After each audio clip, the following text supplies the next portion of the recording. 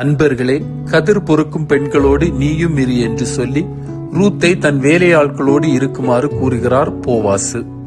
ரூத்தும் அவரது மாமியாரும் கைம்பெண்கள் என்பதால் அவர்களுக்கான வாழ்வாதாரத்தையும் ரூத்து வேலை செய்யும் போது அவருக்கான பாதுகாப்பையும் அளிக்கிறார் போவாசு. கைம்பெண் தானே, கேட்க யாரும் இருக்க மாட்டார்கள் என்றும் அவர்களுக்கு உதவி செய்வது போல் அணுகினால் ஏமாந்து விடுவார்கள் என்றும் நினைத்து அவர்களை ஏமாற்ற துடிக்கும் உலகத்தில் போவாசு நல்லவராக நிற்கிறார். பயன்படுத்தும் கலாச்சாரம் இன்று பரவலாக பெருகிக் கொண்டிருப்பதால் கைம்பெண்களையும் கைவிடப்பட்டவர்களையும் அழகு பொருட்களாக கருதி கசக்கி போட முயற்சிப்பது இறைவனுக்கு எதிரான செயலாகும்.